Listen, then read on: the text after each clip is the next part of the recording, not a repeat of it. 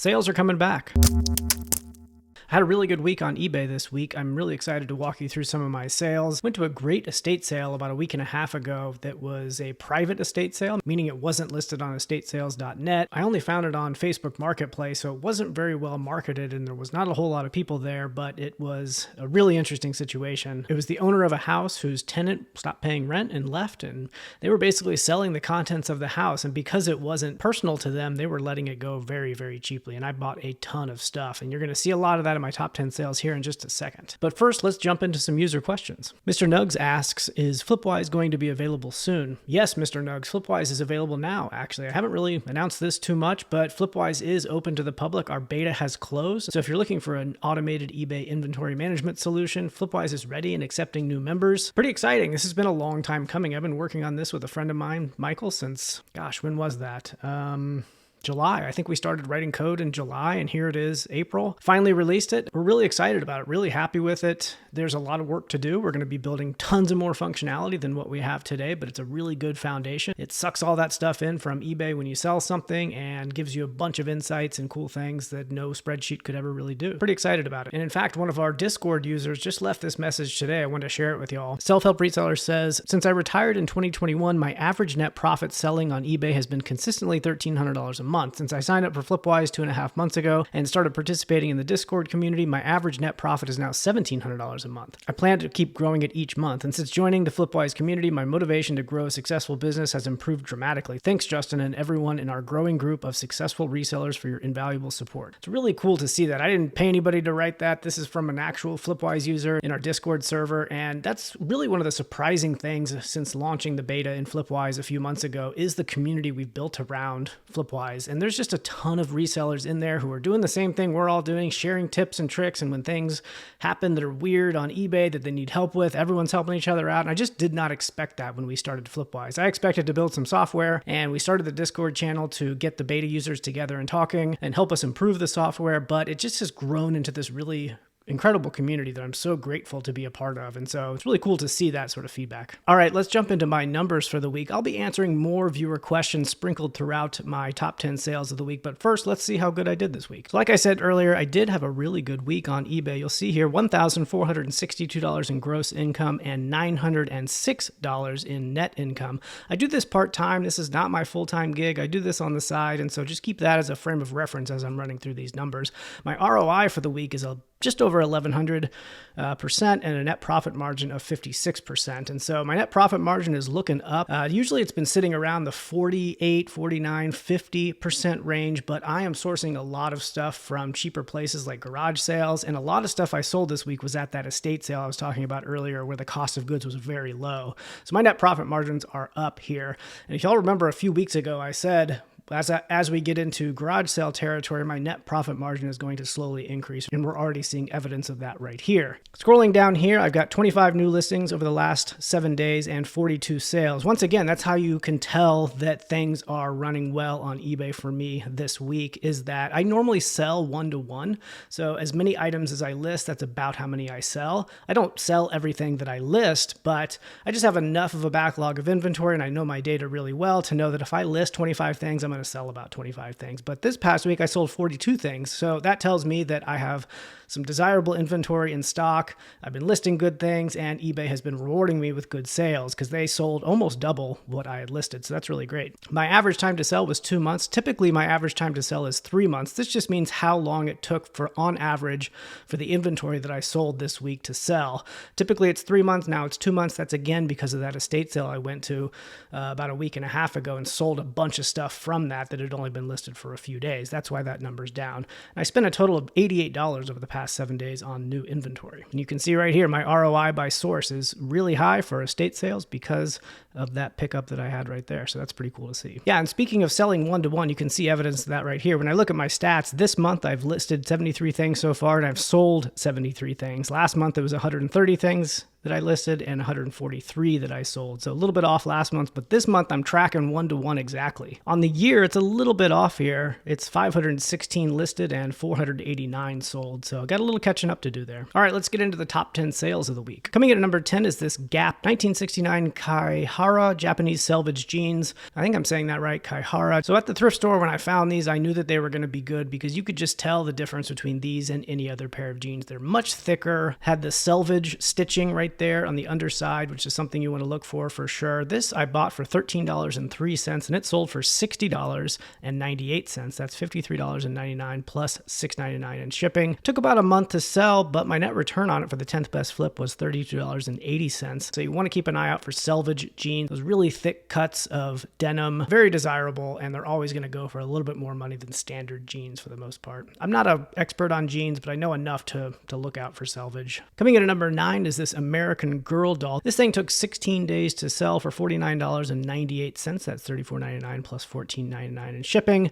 The net return was $33.54. That's 1100% ROI on this guy. Or this gal, I should say. I bought this at that really weird estate sale that I mentioned a few videos ago where it was in a warehouse from a moving company where somebody didn't pay for their stuff that they moved across the country, so they sold it all, and I bought a bunch of their stuff, including this American Girl doll. Next question from Bob Weilerman. Does eBay add commission to shipping costs? Thanks for asking, Bob. Yes, eBay does add commission to shipping costs. So eBay does calculate the fees that they charge you, including the cost to ship paid by the buyer. So if you sell something for $100 and the buyer pays $10 in shipping, that total sale is $110. That is the amount that your fees from eBay are calculated by. It includes the shipping costs. A lot of grumpy resellers like to point at this and say, oh, eBay, the total scam. I can't believe they're doing that. But here's the thing. Many, many years ago, they did not used to do that. They only used to charge on the total sale amount, like $100, and they would not charge the fee based on the $10 shipping cost. But other sellers that like to try to skirt the rules and take advantage of it, they started selling things for like $1 and $99 in shipping. And so eBay, rightfully so, was like, well, that's not cool. You can't do that. So they made it, basically they charge their final value fee calculation based on the total amount, including the sale price plus the cost to ship. And so again, $100 plus $10, that's going to be $110. They also calculate the final value fee, including the sales tax. And a lot of sellers also get really mad about that, is that if there's $3 of sales tax on top of that, they include that in the cost. And I get it. That's a little bit more of a gray area. Here's my view on it, though, is that for eBay to collect and remit sales tax on behalf of my buyers for me, that means I don't have to do it. And that is a lot of work to do. That's a lot of work if I had to do it. If every one of my buyers, I had to collect sales tax and remit it to the state on their behalf, that would be a huge time sink for me. It'd be very complex. And so the fact that eBay handles all of that for me, I kind of see that as the fee that they charge to handle all of that for me. Let me know what you think. Are you upset that they include sales tax when calculating final value fees? I don't really care. I think it's fair, but curious to hear what you think. Coming in at number 8, this is the first item from that estate sale this past week, this vintage LL Bean Baxter State parka. This is a vintage LL Bean parka, really nice. I knew this was going to be a good one right when I saw it. My purchase price, only $2. Again, I bought over 50 items at this estate sale, and I only paid $105 total, so I've given everything a $2 cost of goods here. This one sold for $49.98. Look at that, only 36 minutes to sell. You'd think I might have mispriced this, but it was priced pretty well, so I'm not sure why it went as quick as it did, but I'm not complaining at all. $34.41 was the net return, a 1,700% ROI for the 8th best flip of the week. LL Bean is just a great brand to look out for. They make a lot of new stuff, which is not as good, but you definitely want to get it if you find some vintage stuff. Typically, if it's made in the USA, that's a good sign that it's vintage. You can also just look at the tags, and there's probably some websites. If you do a Google search for LL Bean tag identification, you're going to see a bunch of different ones that show the old ones. This one was definitely an old one. It was made in USA, and I knew it was going to be a good pickup, especially at $2. Coming in at number 7 is this Rawlings catcher's mitt. So got this at that same estate sale. $49.98 was the sale price. This was kind of a funny one. I definitely made a mistake on this one for sure. I'm going to scroll down here and you'll see here I listed on eBay for $39.99. In 11 minutes right there, it sold. So right at that moment, I was like, okay, I probably did not price this right. Because if you look here, I could not identify it. It had a model number, but I could only read the CMB part. I could not get the full model number. I could not identify it exactly. I know that there's some baseball glove experts out there watching. Let me know in the comments how to identify this if I can't read the model number. I knew it was a light toe. I knew it was a pro, but beyond that, I just couldn't figure it out. So I priced it a little bit on the low side, but it sold in 11 minutes. And I was like, uh-oh, I probably underpriced that. But they canceled. So I was like, okay, cool. They canceled, and I went ahead and refunded it, and then I relisted it. And I was going to go in and change the price after relisting it, but I don't know, I lost track of time. I just didn't do it right away like I should, but it sold again about an hour later. So no question I underpriced this one, but it's okay. I sold it for $49.98. I made $34.53 for the 7th best flip of the week. That's a 1,700% ROI. I just wish I would have been able to identify exactly which catcher's mitt this was, which model it was, because I definitely would have gotten more money for it, but that's okay.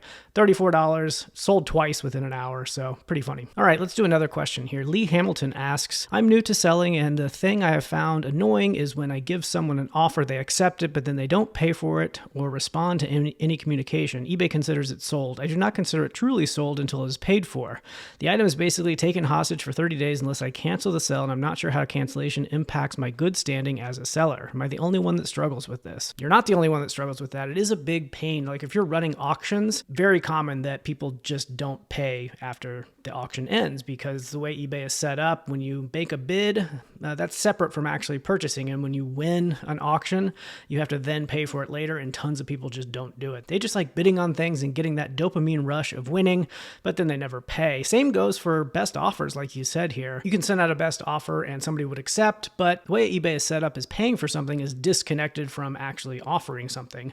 They are going to change this, and in fact, they've been rolling it out so that when buyers make a best offer, they do so by putting their credit card information first and agreeing that if the offer is accepted, that it's automatically paid for. But that is not universal. It's not widespread yet. I've seen it here and there when I get offers. It'll say, it's going to automatically pay for it, which is super nice. What else did you ask here? You said taken hostage. The item is basically taken hostage for 30 days unless I cancel. So I don't think it's taken hostage for 30 days. What eBay will do after, I think it's like 4 days, they will close the sale for non-payment and allow you to relist it. So it's not 30 days, but they do hold it hostage for 4 days or whatever that number is. And that is pretty annoying. You definitely don't want to cancel it directly because that will put a ding on your account. So there are reasons that you can cancel it and not get a ding on the account. If the buyer asks you to cancel, then you can go ahead and cancel it. But if you cancel it for any other reason, basically, then you're going to get a ding on your account for canceling a live sale that has not been paid for. So in that situation, just let it run its course. Let the non-payment come and cancel it for you. Coming in at number 6 is this Master Lock Lockout Safety Padlock. So this one, gosh, this is an old one. I bought 16 of these 11 months ago at a St. Vincent de Paul. I paid $3 each, and I've been selling them over time here, but this time they sold 6 of them. I sold 6 of them to one person. That is a net return on that order for $34.65 for the 6th best flip of the week. Is that what I said? Yeah, 6th best flip of the week. It looks like a total, though, on this, I still have 7 listed, and I've sold 9 of them. So far, I've made $72.08 on this purchase. So that was a pretty good one. It was just a big box of these brand new master locks, and they're very slow sellers, but it's always nice to wake up to a sale like this when it's inventory that you've had for almost a year and you just completely forgot about it, but boom, there's a $70 sale just coming out of nowhere. So I was excited about that one. And there are the dogs. Dogs are saying hello. Coming in at number 5 are these Tony Lama Vaquero black cowhide leather boots. This is probably one that I also underpriced. It sold in 24 minutes.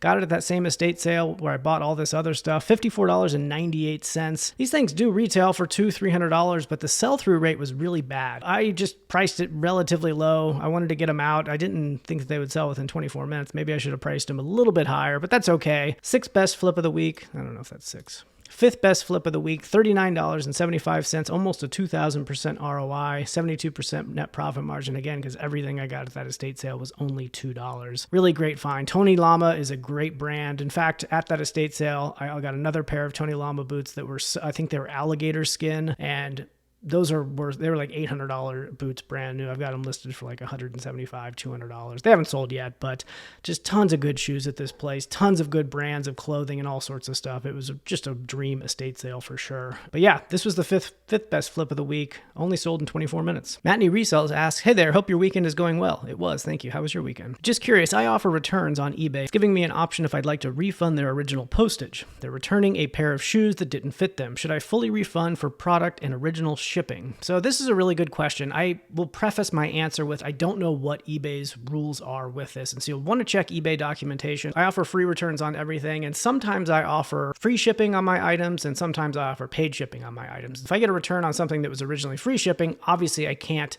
not refund the shipping cost because the shipping cost was bundled into the price. That's one of the downsides of offering free shipping is you can't do that. But let's say that I did sell something and shipping was a separate charge paid by the buyer and they return it. You're asking, should I refund the shipping cost paid by the buyer as well as the cost of the product? And here's the way I think about it is if it was my fault, then I refund that original shipping cost as well. But in the situation like somebody buys something and they just don't like it and they want to return it, then I do not refund the original shipping cost to the buyer if I had charged them shipping in the first place. So in this case, your buyer, what happened? I've already forgotten. They're returning a pair of shoes that didn't fit them. So it's kind of a tough one. I'm not sure what eBay says specifically. I'm sure that they have some guidance on this. I don't know what it is, but it's not a buyer's remorse situation. It's not a item not as described situation. It just didn't fit. It's a really great question. I would bet if we ask the audience, it's going to be split down the middle. Sometimes they're going to say, yeah, you should definitely refund the money. Sometimes they're going to say, no, I wouldn't refund that money. That's their fault that, the shoes didn't fit or what. So let me know in the comments below. My guess is it's going to be split right down the middle with people on both sides. And so I'd reach out to eBay, see what they say, and go from there. All right, coming in at number 4 is this Mary Kay Time-Wise, I don't know, what is this, cleanser, some sort of cleanser. Bought this at a garage sale. I bought 3 of these, and then there was another style of this same Time-Wise stuff that I bought 5 of. These I paid $1.67 each, $5 for that. They sold in about 2 hours, all 3 of them to the same buyer. That's the thing with this Mary Kay stuff or any of the cosmetic stuff like that. Especially if it's discontinued, you're going to find a buyer who just wants to gobble it all up because they use it and they can't get it anywhere else besides eBay. I guarantee you that was the case here. It sold for $71.97, free shipping. My net return was $51.81 for the 4th best flip of the week. ROI is 1,036% on that. Sell-through rate was really good on this stuff too. There was like 1,200 listed, 1,200 sold. I knew it was going to go very quick, and it was a good find at a garage sale. And I got more to sell too. Coming in at number 3 is another pair of shoes from that same $2 estate sale. Dr. Martens. Always want to pick up Docs when you see them. These were not the best. They were made in China, so they were newer. The older ones, they're made in England. They're going to go for a lot more money, but these still sold in 6 days for $74.98. My net return was $55.44, a 2,700% ROI because of that $2 cost of goods. Buying Doc Martens for $2, like, gosh, you can't, that, I don't know what else to say about that estate sale. It was incredible the amount of stuff we got there, and this top 10 list is filled with almost exclusively stuff from it. So these Docs were a great deal, $2. They were basically brand new. They look like they were unworn. So pretty excellent sale for the third best flip of the week. Yeah, pretty great sale for the 3rd best flip of the week. Dogs are saying hello again. Here's a question from Audrey Carlson. My husband is wondering whether you double check comps when you delist and relist in order to do any other price adjustments. What's your process? So that's a good question. When I delist and relist, sometimes I do adjust my prices. Usually I'm not going through and checking comps though, because I just have over 1,000 listings, and I will often end and relist in huge chunks like 200, 300, 400, 500 chunks of listings. And I just don't want to spend the time to go through and comp out every single one of them. But things that have been relisted many, many times in a row that I've had in my store for a while, I'll generally just go and give those costs a haircut. I'll just cut the price by 10%, by 15%, 20%, depending on how old the thing is. I don't do any comp research again, but sometimes when I'm scrolling through there and looking through the bulk editor about to do all the delist and relist, I will look and some things will stick out and I'll be like, is that really still a good price? And I'll go check, but it's not a normal part of my process. So I do adjust the prices, but I don't check comps in that scenario. You also ask, regarding Facebook Marketplace, how do you get people to respond?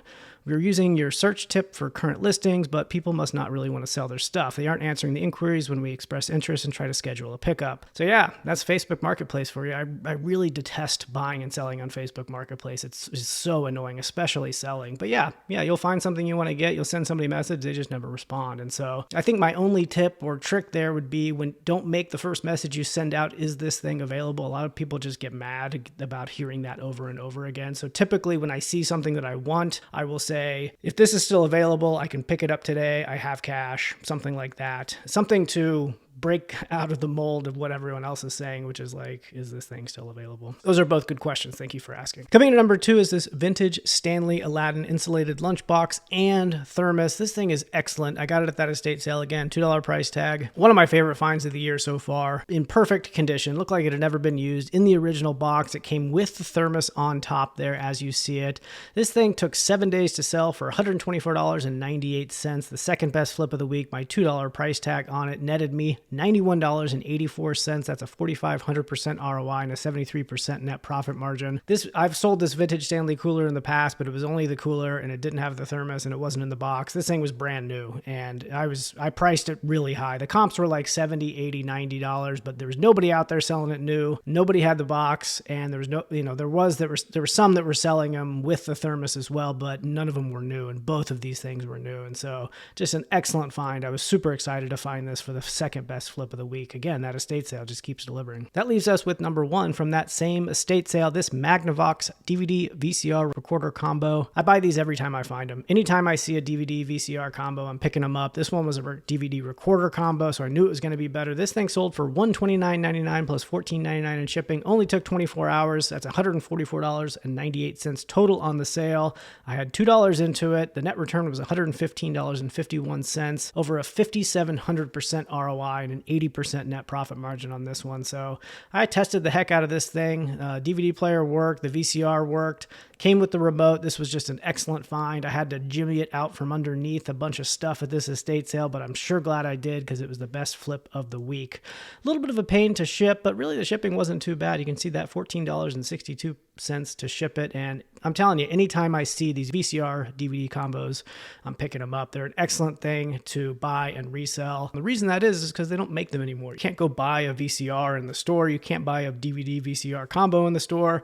They just don't make them anymore. So if you want them, you got to go to eBay, and I'm happy to provide. And I found them all the time at estate sales, often at garage sales as well, but definitely at estate sales. And so easy money right there. Quick sales, good net return on it. Just an excellent find for the best flip of the week. Let's take a look at those numbers again. $1,400 gross income for the week, $906 in net income, 1,100% ROI, and a 56% net profit margin. As always, thank you so much for watching. If you missed last week's episode, click here to watch it now. If you like these videos, I do them every week, so hit that subscribe button and join me next Monday. Thanks, and see you soon.